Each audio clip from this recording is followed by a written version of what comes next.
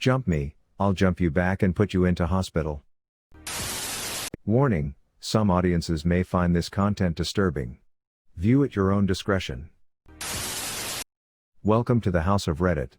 Today, we share some juicy r/nuclear revenge stories posted on Reddit.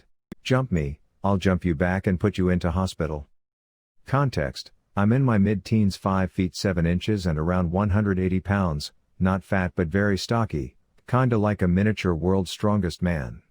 Names changed for obvious reasons. Okay, this happened a few months ago when I was with a few friends hanging out during a heat wave.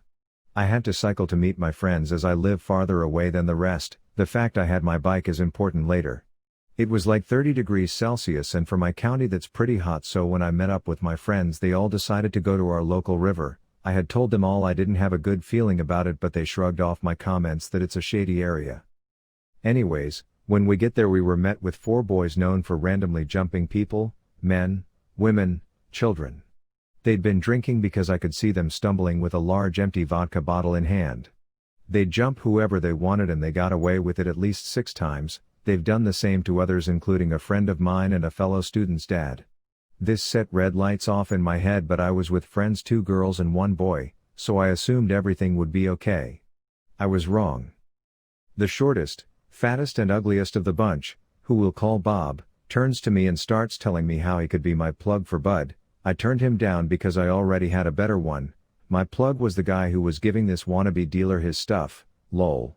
This kid asks me if he should bottle me. To my credit I stuck up for myself and told him try it, and he backed down. But as soon as he did, my bike, which I'd put to the side, had slipped and fallen halfway into the river, so the front half of the bike was submerged in murky water, which if it had fallen in I doubt I would have found. They all start laughing and this little effer starts kicking my bike. He's stumbling and they're all laughing as my bike inches closer and closer to falling in. Before it could I rush over, grab him and push him away from my bike, because that was a Christmas present from my family and it was pretty expensive and it's my freaking bike. Anyhow, they all took this as a signal to start jumping me, and all at once they all jumped me. For the most part they were around my size, some slightly shorter, slightly taller, slightly fatter or skinnier, but not a major difference. But there was a giant we'll call Dumpy, because he looked dumpy. Dumpy was around 6'4" and built like a tank. By 15 he had a full-grown beard, this boy way larger than most men I knew. So Bob and Dumpy are the first to start beating on me. In the chaos my glasses and hat got launched into the river and I lost my hat forever. Bob and Dumpy start punching, kicking and head-butting me in the head and face, and at one point both of them tried to shank or bottle me with knives and bottles. I still don't know how I avoided that. I'm on the floor getting kicked as my friends just stand and watch, so one of the girls, who apparently had bigger balls than my guy friend, grabs Bob and pulls him away. This gave me opportunity to lunge at Dumpy, so there's me, 5 feet 7 inches, trying to take someone on who's almost a foot taller than me. Thankfully I've had experience wrestling siblings and I managed to take his legs out and mount his chest. Nobody was on me, so I seized the opportunity and started pounding all over his face for about 10 seconds as everyone is shocked. Nobody stopped me and his face was bloodied and cut. His friends grabbed me and get back to jumping me. The kicking, punching and nearly stabbings go on for about 5 minutes from what my friends say. To me it's kinda a blur. I get up and try to get away and Dumpy stops me. He tells me to kiss his shoes in front of them or else they're gonna keep beating me. I asked if we were gonna be good after. He told me we'd even. Hearing that made me grit my teeth. Oh, we'll be even soon enough I thought, but I had to bide my time until I could exact my revenge. I needed to get away with as little injuries as possible. I kissed his shoes and that act of disrespect sent me over the edge. I had a plan in place now, not a large complex plan, but sometimes revenge doesn't need to be complex. They stole my bike, so I called Dad. I told him I'd been beat up. I told him about the theft. I told him to come down with my brother, a grown-ass man about 6 feet 1 inch. My brother has quite a brooding nature, so I thought he'd be good for intimidation. My dad, however, had been known as a young man for being brawler. He and that side of my family were known for their protectiveness of each other, and if someone had an issue with them they'd tell them they could talk or fight.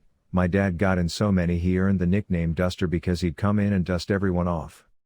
But I digress. My dad is 5'5", so shorter than me. He refuses to call up my brother. He refuses to go without finding the people who did this to me and stole my bike. I tell him to at least bring a weapon like a hammer to protect himself, as they have knives and it'd be a 2v4. He refused. I tried to stop him, but after 5 minutes of trying to wrestle him away, I led him to them because if I didn't go with him and fight, I was worried about how he'd fare. My guy friend hands me a pair of knuckle dusters. Apparently he'd been holding out on me. As we walk to them, we pass a small construction job and notice so loose rebar. He tells me to grab one. I grab a bar about 3 feet long. He grabs one the side of a small club. Myself, my friend and dad arrive to them having finished the bottle and the smell of dope in the air. My dad demands to know who hurt me. As soon as the words left his mouth, both Bob and Dumpy charge him and something in me snapped. I can take a beating, but something about seeing my family in danger changed me in a way I wasn't expecting. Instinctively I grabbed Bob and punched him square in the face and knocked him out, and I still don't know why, but this rage overcame me and I just started beating over his head with the steel bar until he stopped moving. Then I turned to the others and with a blood-curdling roar charged them. It was like I just had a double dose of adrenaline straight into the heart. The others who weren't as involved ran away scared I'd beat them. Then I turned to Dumpy and see that my dad, who's nearly a foot taller than him, is beating the ever-loving frick out of him. I mean, blood running all down his face. Apparently he split his face open. But I was still in protect mode and grab his neck and pull him down to my level and start dishing out haymakers with the knuckle dusters until his face is covered in blood. My friend let me know that in the carnage I also hit one of the less involved members right in the head on the backswing of hitting Bob. When I was hitting him and went to wind up, I smacked his friend right in the face with the bar as he tried to run past me. My friend told him he better go back to where he was standing, otherwise he'd grab him and let me deal with him. The beating ended and not a single blow had landed on me the second time round. My dad got hit a few times when they rushed him, but after he didn't get touched once. From reports and posts on social media I was informed I had shattered Bob's skull, eye socket, ruptured his eye, and also gave him a brain bleed, which scared me super bad as that is really serious. Dumpy got his face and scalp split open. The other guy only got a cut face and one of them just got the scare of his life. Dumpy and Bob were in hospital for a week recovering. I went to a hospital a few towns over the same night and my only injury was light bruising. They got way worse than I did. And they can't do anything about it because what can they say? The guy we jumped and tried to sell drugs to jumped us. I have a sneaking suspicion they won't say anything. Special thanks to Dad for being the most badass hero in my humble opinion. This is my first Reddit post after years of lurking online. I don't know why I haven't made an account until now. Sorry if this is too long. Bonus, I got my bike and glasses back after the fight. Loan sharked. He needed a place to stay, and my mate needed someone to help pay the rent, so he moved in. Apart from a few minor dietary habits, such as walking around the house drinking chocolate milk from a 2 liters bottle and not putting it back in the fridge as the sour smell slowly grows, it seemed to be fine. In the meantime, he wasn't getting what he considered an adequate wage from taxi driving, which is fair, so he got a job at a bakery. But then he decided to go the whole hog and started gambling online. He had a system, you see. But the system still needed refining. A lot. He was shoveling money into it, and still not getting a return. But to ask him, he was just a few days away from getting the big jackpot. But he didn't have the money to make it work. So he borrowed from a loan shark. We didn't know about this part. So he lost that money too. Didn't tell anyone. Had no way of paying it back. Went to my mate and said, "Oh, I might be moving out in the next few weeks." My mate said, "Sure." It wasn't a big deal, and he figured he'd be able to just tighten his belt a little.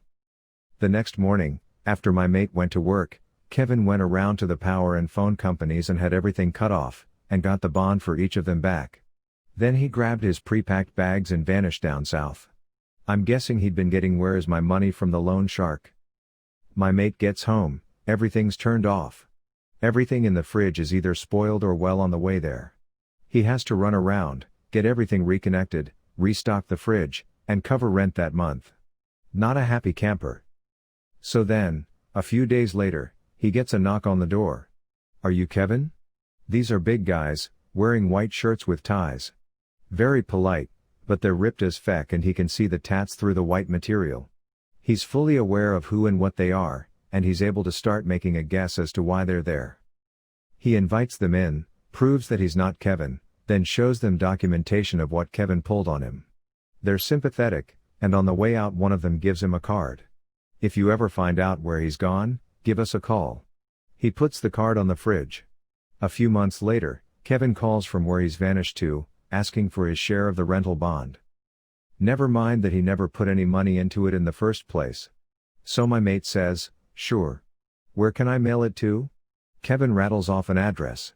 "No worries. It'll be on your doorstep before you know it." My mate hangs up, takes the card off the fridge, and makes a call. "So, you wanted to know where Kevin was?" That Christmas, he got a card from the loan shark with $500 in it. If you enjoy this video, please be sure to like, share, comment, and subscribe. If you have any suggestions for future videos, please let us know in the comments below. Turn on the notifications to know when we post new videos. Thank you for coming to the House of Reddit.